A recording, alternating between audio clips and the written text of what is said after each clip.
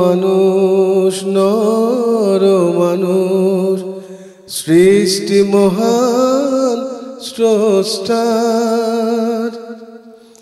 কর্মগুণে আমরা মানুষ নেই তো কোনো অহংকার। আসসালামু আলাইকুম প্রিয় দর্শক, সবাইকে স্বাগত ও শুভেচ্ছা জানিয়ে শুরু করছে এনটিভি নিয়মিত পাক্ষিক আয়োজন লাভেলে নিবেদিত মহিলাঙ্গন। আপনাদের সাথে আছে আমি মহসিনা শারমিন নিশাত। প্রিয় দর্শক, শুরুতেই সময়ের প্রশ্ন। মানুষ নর মানুষ। জবাব দিচ্ছেন অধ্যাপক সেলিন ইয়াসমিন, লেখক ও গবেষক। আসসালামু আলাইকুম আপা, সময়ের প্রশ্নে আমরা বিভিন্ন সমসাময়িক বিষয়গুলো নিয়ে আলোচনা করে থাকব এবং ইনশাআল্লাহ বিভিন্ন প্রশ্নের উত্তর আমরা দর্শকদের জানানোর চেষ্টা করব। তো প্রথমে আপা জানতে চাইব যে পিতামাতা মারা যাওয়ার পর তাদের মৃত্যুর পর আসলে সন্তানদের কর্তব্য কি হয়? আসলে পিতামাতা তো একটা অমূল্য সম্পদ সন্তানদের কাছে, তাই না? যার কোনো ইয়ে হয় না। তো পিতামাতাদের জন্য আসলে যখন একটি মানুষ মারা যায় তার আসলে কিন্তু আমল বন্ধ হয়ে যায়, তাই না? শুধুমাত্র 3টা আমল খোলা থাকে। একটা হচ্ছে সাদাকায়ে জারিয়া, উনি যদি কোনো কিছু করে যান যেটা সুফল জনগণ ভোগ করবে। একটা হচ্ছে জ্ঞান যিনি বিতরণ করে গেছেন, যে জ্ঞান ভালো জ্ঞান কাজে লাগছে। আর আরেকটা হচ্ছে নেক সন্তান, যার যতদিন ধরে ওই মৃত ব্যক্তির নেক সন্তান ভালো কাজ করতে থাকবে তার সওয়াব মা বাবা পেতে থাকবে। তো মারা যাওয়ার পরে, পিতামাতা মারা যাওয়ার পরে সন্তানদের হচ্ছে মানে প্রথম দায়িত্ব হচ্ছে যে, হতে পারে যে মা বাবার হয়তো কোনো ওয়াদা করেছিলেন কারো কাছে, হ্যাঁ, তো সন্তানরা সেটা জানেন, তো সন্তানদের সেই ওয়াদা রক্ষা করতে হবে, সেই ওয়াদা পূরণ করতে হবে। মা বাবার যদি ঋণ থাকে সেটা সন্তানরা পরিশোধ করবে। তারপর আরেকটা হচ্ছে যে এই মা বাবার জনগণের কারো যদি তার মৃত মা বাবার প্রতি কোনো ক্ষোভ থাকে, রাগ থাকে, তো সন্তান মা বাবার পক্ষ হয়ে তাদের কাছ থেকে ক্ষমা চেয়ে নেবেন, বা অন্য কোনো বিষয় থাকলে সেগুলো ক্ষমা চেয়ে নেবেন, বা মা বাবা যা ওসিয়ত করে গেছেন সেই অনুযায়ী সন্তানরা কাজ করবে। তো এবং সবচেয়ে বড় ব্যাপার যেটা, ওই মৃত ব্যক্তিরা তাকিয়ে থাকে মৃত্যুর পরে যে আমার সন্তানরা আমার জন্য দোয়া করছে কিনা। আমরা যেরকম মা বাবার জন্য দোয়া করে আল্লাহ তাআলা শিখিয়ে দিয়েছেন না, যে রাব্বির হামহুমা কামা রাব্বাইয়ানি সগীরা, যে আমার মা বাবা আমাকে যেভাবে শিশুকালে লালন পালন করেছেন তুমিও তাদেরকে সেভাবে দেখো, সেভাবে পালন করো। তো এই আর কি, মানে কন্টিনিউয়াস নেক সন্তানরা মা বাবার জন্য দোয়া করবে এবং সেই দোয়া অবশ্যই এটা আল্লাহ কবুল করবেন এবং আল্লাহ তাদেরকে ক্ষমা করবেন, তাদের হয়তো কবর আযাব মাফ করে দেবেন। এবং আশা করা যায় যে সন্তানদের দোয়ার বরকতে, নেক সন্তানের দোয়ার বরকতেই মা বাবা বেহেশত পাবেন। অবশ্যই আপা, তো সেই জায়গা থেকে একটি প্রি কন্ডিশন হলো যে সন্তানকে নেক সন্তান হতে হবে, ভালো সন্তান হতে হবে। জি আপা, অবশ্যই আল্লাহ তাআলা কবুল করুন আমাদের সকলকে। আপা, অনেক সময় অনেকে বলে থাকেন যে ইসলামের ব্যাপারে, যে আসলে পুরুষ এবং নারী সন্তানের ক্ষেত্রে যে নারীদেরকে অর্ধেক সম্পদ দেওয়া হয়, পুরুষদেরকে তার চেয়ে দ্বিগুণ দেওয়া হয়, এবং এটি আসলে এক ধরনের জুলুম করা হয় নারীদের উপরে। আপা, আপনার দৃষ্টিকোণ থেকে এটির ব্যাখ্যা ইসলামিক ভাবে জানতে চাইবো। হ্যাঁ, আসলে এই যে বিধানটা দেওয়া হয়েছে, এই বিধানটা আল্লাহ সুবহানাহু ওয়া তাআলা দিয়েছেন এবং উনি সমস্ত ক্ষমতার অধিকারী উনি, তাই না? উনি যে বিধান দিয়েছেন সেটাকে জুলম বলার অধিকার তো আমাদের নেই। কিন্তু এটারও একটা ব্যাখ্যা আছে, কারণ যারা বলছেন, হ্যাঁ, অনেক নারীবাদীরা এটা বলে থাকেন যে এটা জুলম। আসলে তো জুলম না, কারণ একটা মেয়ের সম্পদই কিন্তু বেশি একটা পুরুষের সম্পদের চেয়ে। কিভাবে? যেমন একটা মেয়ের যদি হচ্ছে যখন এনগেজমেন্ট হয় সে যা গিফট পায় সেটা তার, যখন বিয়ের সময় মোহরানা ঠিক করা হয় সে মোহরানার পুরো টাকাটা তার। এটা কিন্তু হচ্ছে মানে সে যদি চায় স্বামীকে মাফ নাও করতে পারে, হ্যাঁ, এবং সে পুরোটাই তার, হ্যাঁ, এবং মাফ করলেও সে পুরোটা মাফ করার ইয়ে তো নাই, কারণ কোরআনে আল্লাহ তাআলা বলছেন যদি কিছু অংশ মাফ করে দেয় তাহলে তুমি সেটা সাদরে গ্রহণ করো। তার মানে কিছু অংশ, পুরোটার কথাও আল্লাহ বলেননি। তারপর আবার বাবার বাড়ি থেকে সম্পদ যদিও ছেলের অর্ধেক পাচ্ছে, কিন্তু তার পুরোটাই থেকে যাচ্ছে। আবার শ্বশুর বাড়ির দিক থেকে, স্বামীর বাড়ির দিক থেকেও সে কিন্তু সম্পদের অধিকারী হবে। এবং মহিলাটা যদি হচ্ছে চাকরি করে, চাকরিজীবী হয়, সে যা ইনকাম করছে সেটাও তার, সেটাও সে সংসারে খরচ করতে বাধ্য না।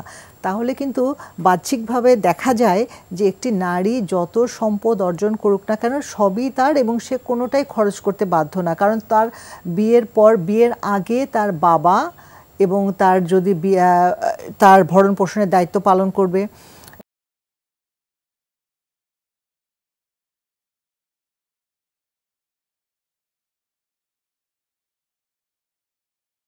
এর কিন্তু কিছু খরচ হচ্ছে না, কিন্তু অপরপক্ষে একটা ছেলের তাকে কি করতে হচ্ছে, তাকে সংসারের মানে স্ত্রী সন্তান তাদের দায়িত্ব পালন করতে হচ্ছে, মা বাবার দায়িত্ব পালন করতে হচ্ছে, আত্মীয় স্বজন থাকলে তাদের, তার মানে কিন্তু দেখা যাচ্ছে যে একটা মেয়েরই সম্পদ বেশি থাকছে, সেজন্য ইসলাম কোনোভাবেই কম নয় এবং সেজন্য এটা জুলম, এটা ভাবার কোনোই কারণ নেই। জি আপা, এবার একটু অন্য প্রসঙ্গে যায় আপা। দেখা যায় যে অনেক দু ধরনের সম্পর্ক থাকে, একটি হচ্ছে রক্তের সম্পর্ক, আর একটি হচ্ছে ইসলামিক যে ভ্রাতৃত্ববোধ, সেই ভ্রাতৃত্ববোধের সম্পর্ক। কোনটি আসলে বেশি গুরুত্বপূর্ণ, কিংবা কোনটির স্থান একটির চেয়ে আরেকটি উপরে? আচ্ছা আচ্ছা, আসলে দেখা যায় কি যে আমরা অনেকেই ভাবি, মানে স্বাভাবিকভাবে আমাদের মনে হয় যে রক্তের সম্পর্ক, আমার ভাই বোনের সাথে আমার সম্পর্ক, আমার মা বাবার সম্পর্ক, এটাই বোধহয় বড়। কিন্তু ইসলামে ভ্রাতৃত্ব বলতে কি বলা হচ্ছে? উম্মাটিজম, তাই না? এই যে রাসূল সাল্লাল্লাহু আলাইহি ওয়াসাল্লাম বলেছেন যে মুসলিমরা একেবারে এক উম্মার অংশ, মানে যেন একটা শরীর এক জায়গায় আঘাতপ্রাপ্ত হলে পুরা উম্মায় ক্ষতিগ্রস্ত হবে বা ব্যথায় কাতর হয়, তাই না? এবং সবসময় এটাকেই গুরুত্ব দিতে হবে। এখন এবং কোরআনে এটাও আছে যে তোমার মা বাবা যদি তোমাকে, মা বাবার সাথে সদ্ব্যবহার করবে, কিন্তু তোমার পিতামাতা যদি তোমাকে আল্লাহর সাথে কাউকে শিরক করতে বলে, সেই ক্ষেত্রে তাদের কথা শুনবে না, তাদের মতের বিরুদ্ধে যাবে। তার মানে হচ্ছে আপা, অবশ্যই যিনি আমাকে সৃষ্টি করেছেন, যিনি আমার সৃষ্টিকর্তা, অবশ্যই তার প্রাধান্য সবচেয়ে বেশি হওয়া প্রয়োজন। অবশ্যই আপা, আমরা জানি যে রাগ বা ক্রোধ আমাদের সবচেয়ে বেশি শত্রু, এবং যেটি অনেক অনেক বেশি ক্ষতির কারণ হয়, অনেক বেশি আমাদের যে সম্পর্ক সেটিতে ভাঙনও ধরায়। তারপর সেখান থেকে রাগ বা ক্রোধ দমন করার উপায় কি? আসলে রাগ, এবং এটা আমাদের একটা সহজাত প্রবৃত্তির মতো হয়ে গেছে, মানে আমরা কন্টিনিউয়াস রেগে যাচ্ছি, যে কোনো একটা ছোটোখাটো বিষয় নিয়ে বাড়িতে, অফিসে সবসময় রেগে যাচ্ছি। এবং এই রাগ এবং ক্রোধ দমন করার উপায় হচ্ছে যে আমরা যদি এটা মনে করি যে আল্লাহ যে গুণগুলো একটা মুমিন ব্যক্তির মধ্যে থাকতে বলেছে, যে সেটা হচ্ছে ধৈর্য এবং ক্ষমা, এই গুণটা যদি আমরা রপ্ত করতে পারি, যে আমরা ধৈর্যশীল হব, যে কোনো আমার প্রতি অন্যায় হোক না কেন আমি ধৈর্য ধরে আল্লাহর উপর বিশ্বাস রাখব, তাহলে আমি রাগটাকে কন্ট্রোল করতে পারবো।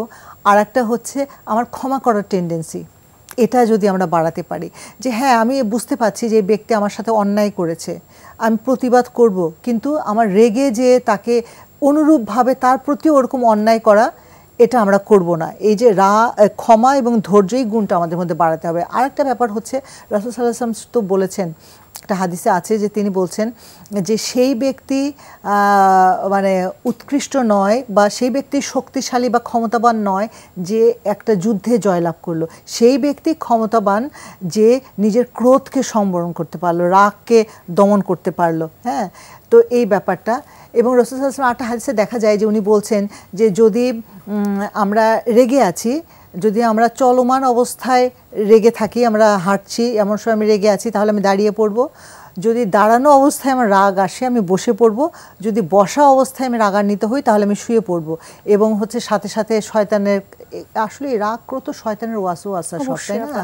আমরা হচ্ছে ওই যে পড়তে থাকবো লা হাওলা ওয়ালা কুওয়াতা ইল্লা বিল্লাহ, আস্তাগফিরুল্লাহ, আমরা বারবার পড়তে থাকবো। এটা পড়তে থাকলে আশা করা যায় যে আমরা ক্রোধ থেকে, রাগ থেকে এটা করতে পারবো ইনশাআল্লাহ।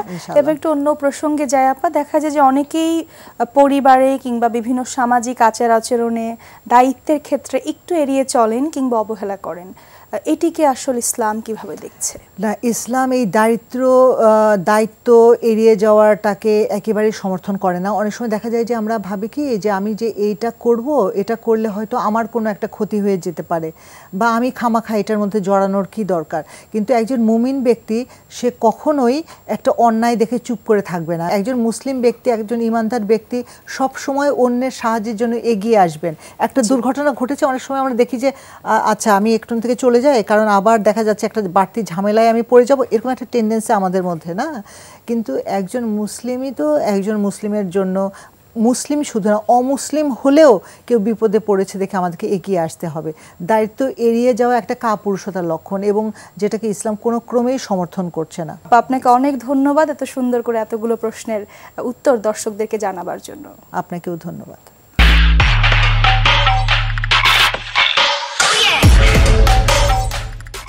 এখনকার আয়োজন জীবন পরিক্রমা। মানুষ নর মানুষ। আজকের আলোচনার বিষয় শিষ্টাচার নিয়ে কথা বলবেন ডক্টর নাসিমা হাসান, বিশিষ্ট শিক্ষাবিদ। আসসালামু আলাইকুম ওয়া রাহমাতুল্লাহি ওয়া বারাকাতুহু। আপা, আমরা জানি যে মহান আল্লাহ তাআলা কোরআনের বিভিন্ন জায়গায় শিষ্টাচার নিয়ে কথা বলেছেন এবং সূরা আরাফেও স্পষ্ট করে বলেছেন যে ভালো ও মন্দ কখনো এক হতে পারে না। সুতরাং এই ভালো মন্দের এক এবং অন্যতম পরিমাপকাঠি হলো শিষ্টাচার। তো শিষ্টাচার বলতে আপা কি বোঝায় সেটি আগে জানতে চাইবো।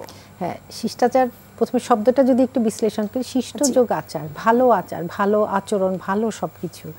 এবং একজন স্কলার এইভাবে বলেছেন, আদব বা শিষ্টাচার হতে উত্তম চারিত্রিক বৈশিষ্ট্যসমূহের অনুসরণ করা। আর রাসূলুল্লাহ সাল্লাল্লাহু আলাইহি ওয়াসাল্লাম সম্পর্কে সূরা কাফে আল্লাহ তাআলা এইভাবে বলেছেন, ইন্নাকা লাআলা খুলুকিল আযীম। এর অর্থ হলো তুমি অবশ্যই মহান চরিত্রের অধিকারী। এই যে খুলুকিল আযীম করে ওনাকে পাঠানো হয়েছে এই দুনিয়াতে, এবং অন্যত্রও আবার বলা হচ্ছে রাসূলুল্লাহ সম্পর্কে, তিনি নিজেই বলছেন যে উত্তম চারিত্রিক গুণাবলী পূর্ণতা দানের উদ্দেশ্যেই কিন্তু আমি আগমন করেছি। অর্থাৎ উনি আমাদের শিখাবেন বা শিখিয়ে গেছেন আসলে ওনার আচরণ এবং ওনার কথা বলা সব কিছু, যে এই যে রেকর্ড হয়েছিল, সংরক্ষিত করা হয়েছিল, এগুলোর মাধ্যমেই মানুষ কিন্তু শিষ্টাচার কি কেমন এগুলো শিখেছে। কাজে শিষ্টাচারকে যখন আমরা দেখবো আসলে এটা ইসলামের একটি সারবস্তু। জি। এবং শুধু তাই নয়, এটা সব স্কলাররাই বলছেন এটা আমি কিভাবে কথাবার্তা বলি, আমার আচরণ, এমনকি আমার খাদ্য পানীয় গ্রহণ, তারপর পরিবারে আমার যে ভূমিকা আমি করছি, আমার আচরণগত যে ব্যাপারটা এখানে, তারপর বৈঠকে বসা উঠা চলাফেরা সবগুলোই কিন্তু এই শিষ্টাচারের অন্তর্ভুক্ত। অর্থাৎ পুরো একটি ব্যক্তিত্বের বহিঃপ্রকাশ। অবশ্যই যে উত্তম চারিত্রিক গুণাবলী তার সব জায়গায় আসলে উত্তম ব্যাপারটিকে তুলে ধরা, এটাই কিন্তু শিষ্টাচার। জি আপা, আমাদের ভবিষ্যৎ প্রজন্ম তাদের ক্ষেত্রে যে শিষ্টাচারের যে গুণাবলী, এটি আরেকটু বিস্তৃতভাবে জানতে চাইবো যে আসলে কোন কোন গুণাবলী অর্জন করলে আমরা বলতে পারি যে এই নতুন প্রজন্মের মধ্যে কিংবা এই সকল মানুষের মধ্যে শিষ্টাচারগুলো রয়েছে। অবশ্যই এটা কিন্তু কারো মধ্যে এটাকে চর্চা করা বা এটা অর্জন করা সহজ ব্যাপার নয়, এটা কিন্তু লেগে থাকতে হবে। কাজে নতুন প্রজন্মের যখন ব্যাপার আসছে, তারা কিন্তু সবাই আমরা দেখতে পাই যে এখন প্রযুক্তির মধ্যে খুবই তারা এক্সপার্ট, বা প্রযুক্তি তারা আমাদের চেয়ে অনেক বেশি জানে। কাজে এই প্রযুক্তির ব্যবহারটাই কিন্তু তাদের অনেক সময় নিয়ে নিচ্ছে। এর মধ্যে কিন্তু তাদেরকে আমাদের বলতে হবে বা দেখতে হবে যে যেমন যেমন কোরআনে বলা হয়েছে, ওয়াকুলু লিন্নাসি হুসনা, সত্য উত্তম কথা বলা। অর্থাৎ আমি একটু আগেই বলেছি শিষ্টাচারের অন্তর্ভুক্ত যে সে যে কথাবার্তা ইত্যাদি বলছে, সে কিভাবে বলছে, সত্য বলছে কিনা, বেশি কথা বলছে কিনা, কাউকে কষ্ট দিচ্ছে কিনা, নতুন প্রজন্মের এটা আসলে অবশ্যই অর্জন করতে হবে। শুধু তাই নয়, যেমন কোরআনের অন্য স্থান আমরা পাই লুকমান আলাইহিস সালামের উপদেশ যে দুনিয়াতে গর্ব ভরে তুমি হেঁটো না, অর্থাৎ তোমার পায়ের আঘাতে তুমি তো না জমিনকে ফাটিয়ে দিতে পারবে, না পর্বতকে চূর্ণ করতে পারবে। তো এই যে নম্রভাবে চলাফেরা, নম্রতা, এটাও কিন্তু উত্তম চারিত্রিক গুণাবলীর একটি অংশ। তারপরে দেখো যে পারস্পরিক শিষ্টাচারে আরও চলে আসে খুব সুন্দর শিক্ষা ইসলামের, যে কারো অনুমতি নিয়ে তার ঘরে প্রবেশ করা। মেইন যে ঘরটা অর্থাৎ ফটক যেটা আমরা বলি, সেখানে ঢুকতে তো বেল থাকে, এটা সেটা, কিন্তু ঘরের ভেতরে, পরিবারের ভেতর যখন কেউ বালেগ হয়ে যায়, সে যখনই অন্য কারো ঘরে প্রবেশ করে, তার ভাই হোক, বোন হোক, মা হোক, বাবা হোক, সে কিন্তু ছোট একটি আওয়াজ করে বা কিছু বলে তারপর ঢুকবে, অনুমতি নিয়ে ঢুকতে হবে। এই শিক্ষাটা যে কত বড় এটা আমরা বুঝি না। আমরা অনেক সময় মনে করি কি যে শ্রেণী কক্ষে প্রবেশের সময় শুধু আমরা যে ম্যাডামদের পারমিশন নিয়েছে আসতে পারবো কি না ক্লাসরুমে, অথবা ক্লাসরুম একটি ওপেন জায়গা, কিন্তু ঘরে যখন মানুষ বিশ্রাম নেয়, বা এটা কোরআনেই আছে সূরা নূরে, যে তোমার হয়তো দুপুরে তোমার কাপড় চোপড়ের হয়তো অনেক শিথিল করে রাখা হয়েছে, তখন যদি কেউ ঢুকে, এমনকি তার অ্যাডাল্ট ছেলেও, হ্যাঁ, মায়ের রুমে ঢুকলেও সেখানে বলা হচ্ছে বলে, এই যেগুলো কিন্তু শিষ্টাচার। শুনতে অনেকেই মনে করবে এটা আবার কেমন কথা, কিন্তু এটাই ইসলামের শিক্ষা। আরও দেখো, এই যে শুধু প্রবেশ না, সালাম ও মুসাফাহা করা, এই যে একজন আরেকজনকে সালাম দেয়া, বাসায় ঢুকেই যে ঢুকছে সে অন্যান্যদের সালাম দেয়া, মা বাবাকে, বাবা মাকে, ছেলে বোনকে, বোন বাবা মা ভাইকে, বা আরও যদি কেউ থাকে নানা নানি, দাদা দাদি, ফুফু, চাচা, খালা, মামা, এই যে সবাইকে সালাম, এটাও কিন্তু শিষ্টাচার, এবং সালামের জবাব দেওয়াটাও তাদের জানতে হবে যে এটা শিষ্টাচারের অন্তর্ভুক্ত। এখন আজকের নতুন প্রজন্মকে এগুলো যদি জানানো না হয়, তারা কিন্তু এটা শেখাটা খুব কঠিন হয়ে দাঁড়ায়। যেমন কাউকে বাজে নামে ডাকা, এটা অনেক সময় হয়ে যায়, ফান করতে যে মানুষ তাকে খুব বাজে নামে ডাকছে, তার হয়তো বন্ধু বান্ধবকে, এটা তো ইসলামে একেবারেই নিষিদ্ধ, এটা সূরা হুজুরাতেই আছে যে কাউকে এভাবে না করা, কেননা সে তো আসলে মনে কষ্ট পাচ্ছে, হয়তো সবার সাথে হাসছে ঠিকই, কিন্তু এটা সে আসলে কখনোই ভেতর থেকে আসলে এটা গ্রহণযোগ্যতা তার মধ্যে থাকবে না। কাজে আমাদের সত্য উত্তম কথা বলা, গীবত না করা, এটা সূরা হুমাজাতে আছে। আমরা আজকাল একটুতেই কমপ্লেইন করি, একটুতেই গীবত করে বসি। আরেকটা জিনিস আমরা করি যেটা শিষ্টাচারের সাথে যায় না, যে আল্লাহ তাআলা আমাদের জন্য যেগুলো নির্ধারণ করেছেন বা আমরা যেগুলো পাচ্ছি সেগুলোর কোনো শুকরগুজারি নেই। এই যে আমরা পাচ্ছি আর কমপ্লেইনিং, সবসময় অভিযোগ এবং অন্যকে দোষারোপ করছি, আমার এটা হয়েছে আসলে ওর জন্য হয়েছে, আমার এটা হয়েছে ওটা মায়ের জন্য হয়েছে, ওটা আমার ভাই আমাকে ডিস্টার্ব করেছে এই জন্য হয়েছে, বা বাবার জন্য হয়েছে, এই যে দোষারোপ, এটাও কিন্তু শিষ্টাচারের বাইরে। কেননা আসলে আমার সমস্যা আমি না খুঁজে আমি সবসময় আমি নিজে ঠিক আছি, আসলে অন্যের সমস্যা, এটাও আসলে আমাদের খুব খুব শিখতে হবে, অর্জন করতে হবে। নতুন প্রজন্ম এই জন্যই কিন্তু আমি বলবো যে অনেক প্র্যাকটিক্যাল হতে হবে, বাস্তবসম্মত, যাতে তারা এই দুনিয়ার সাথে আসলে খাপ খাওয়াতে গেলে এই শিষ্টাচার নিয়েই সে যেন মেনে নেয় যে আমার এতটুকু আমি প্রচেষ্টা করেছি, এতটুকুই আল্লাহ তাআলা আমাকে এখন দিয়েছেন, পরবর্তীতে দিই। অবশ্যই এই প্রসঙ্গে একটু জানতে চাইবো যে সাধারণত ধারণা করা হয় যে শিষ্টাচার বিষয়টি সাধারণত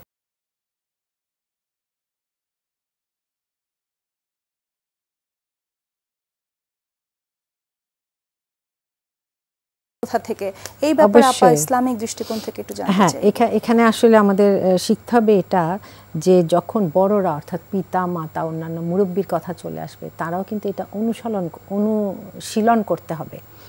যেমন আমার সন্তানের সামনে আমি মিথ্যা কথা বলছি, সে হয়তো তখন 5 বছর ছিল, সেই 5 বছরের বাচ্চা কিন্তু আমরা মনে করি সে বোঝেনি, আসলে কিন্তু তার বোঝার ক্ষমতা অনেক, সে কিন্তু তখনই বুঝে গেছে মা এটা করে, সেও কিন্তু এটাই জীবনে অনুশীলন করবে। এটা শিষ্টাচারের একেবারে বিপরীতে চলে গেল, অথচ সে আমার সাথে মিথ্যা বললে মায়ের কিন্তু খারাপ লাগছে, অথচ মাই কিন্তু একসময় তার অজান্তেই এটা শিখিয়ে ফেলেছে, নিজেও মাঝে মধ্যে বলে, তো এটা কিন্তু হলো না। তাহলে এই যে যা বলো সত্য বলো, কাওলান সাদীদা, এই যে কোরআনের নির্দেশ, এটা বাবা মাকে প্র্যাকটিস করতে হবে।